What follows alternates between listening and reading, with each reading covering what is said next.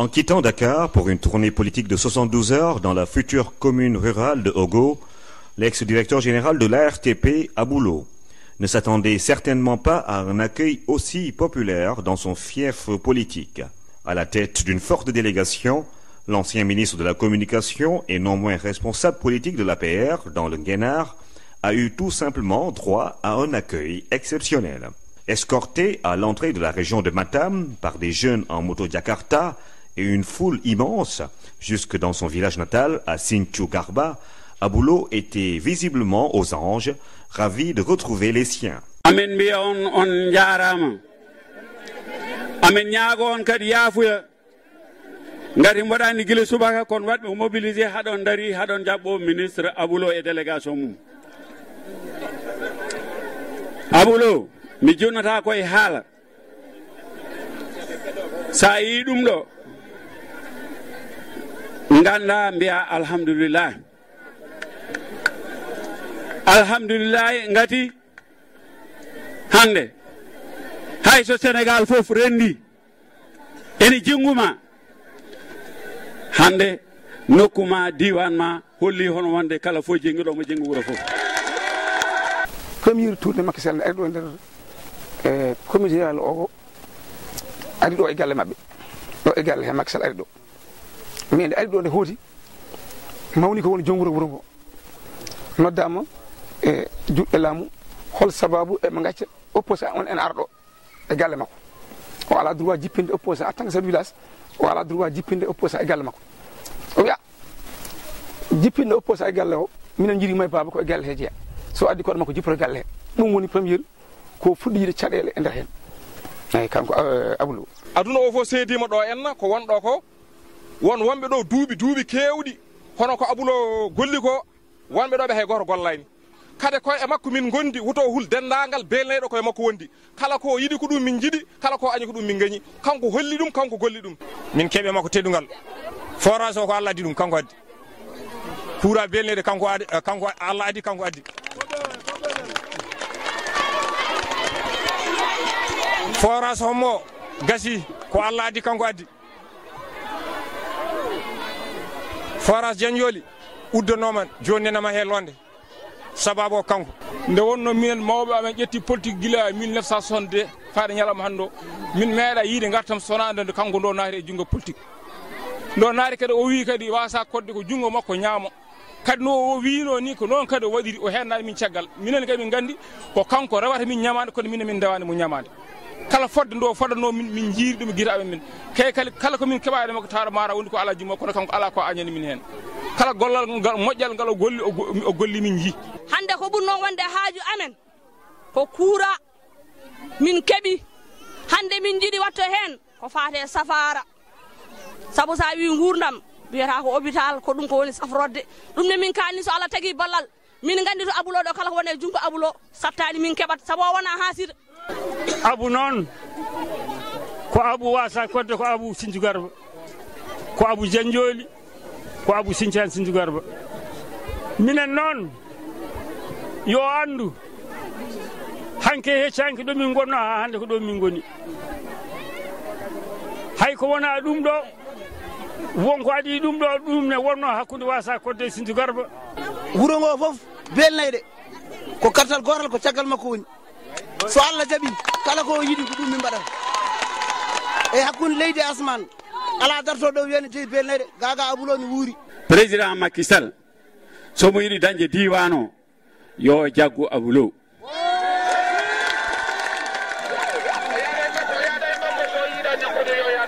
hande so APR wiyama ɗo hen e diwan he ko Aboulo hande daratoɓe ne mbiya kañumen goni APR ɓe 2009 2012 2013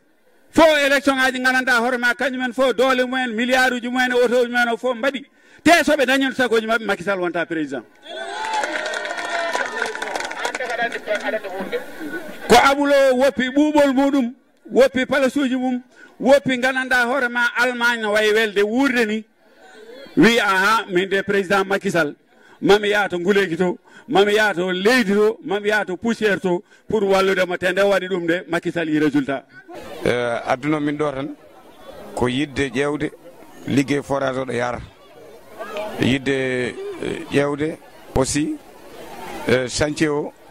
taw tan wona forage e haaɗi e ko takki ɗum fof holno yara eyyi min tawi ɗo nak c'est très bien liggey o ne waɗa avancé. amin mbima a jarama minen belnanaɓe fof amin jetta Allah amin jettuma amin keedi caggal ma kala ko cokkuɗa amin jaro ko caggal ma min goni ko suuri e ko feeji minen min dardanima goɗɗum min darduma ko ndimaguma amin gandi ka neɗɗo gongiyanke mawɓe ɓe e sukaɓe ɓe kala nde ɓe juuli waktu aɓe duwonoma ɓe ñagonoma Allah aɓe mbima yo Allah suure yalla hokke jaam yalla hokke ko jiɗɗa hoto Allah hoyne so neɗɗo wi ne hoyne Aboulo ko kañum hoyata ɗo kala biiro ene hoynama ko kañum hoyata ruto ene yelo caggal bandumen minen Fouta ɗo département comité rural ogo mbimi so lidonne ɗo min ganda min jiyanum so jibinama o yinnaka am na ñoo xamante ne nii intérêt bàyyiwu leen fi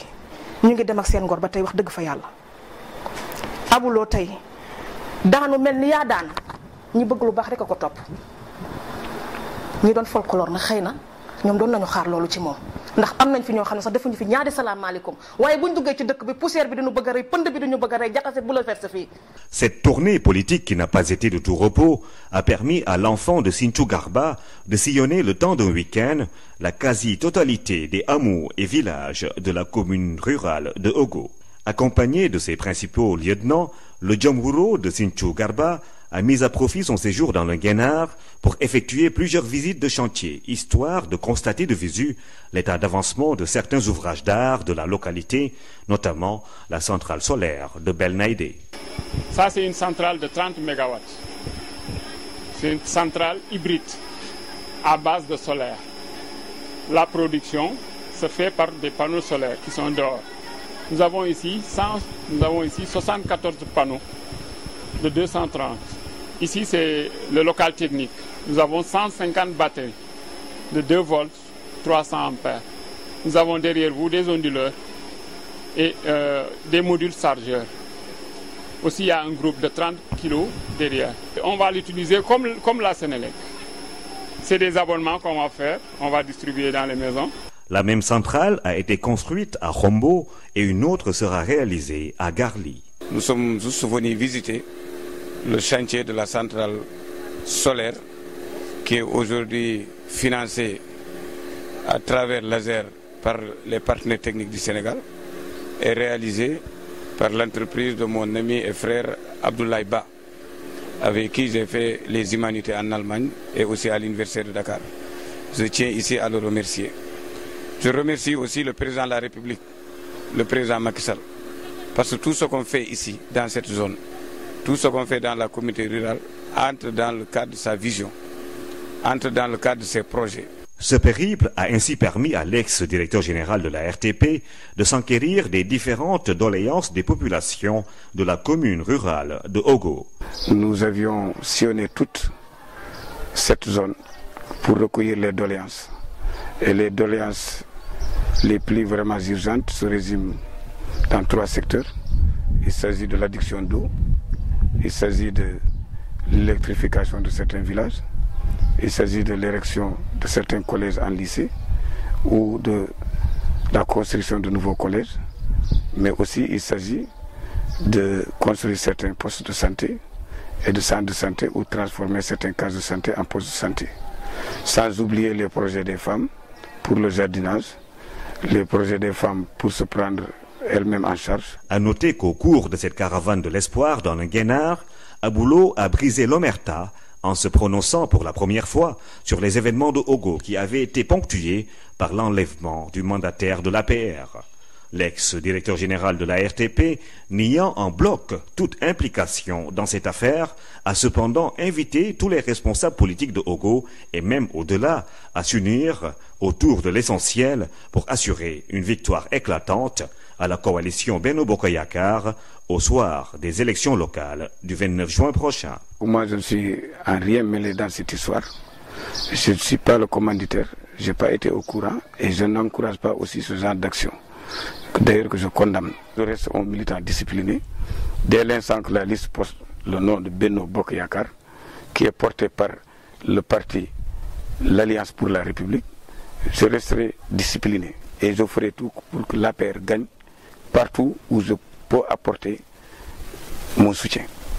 Et en premier lieu, pour que l'APR gagne largement dans la région de Matam, dans le département de Matam, dans le Nguénar, dans la communauté rurale de Ogo, lors des élections de 2017, Inch'Allah. Cette visite historique de l'enfant de Sinthiou Garba dans cette partie du Fouta restera à jamais gravée dans les mémoires.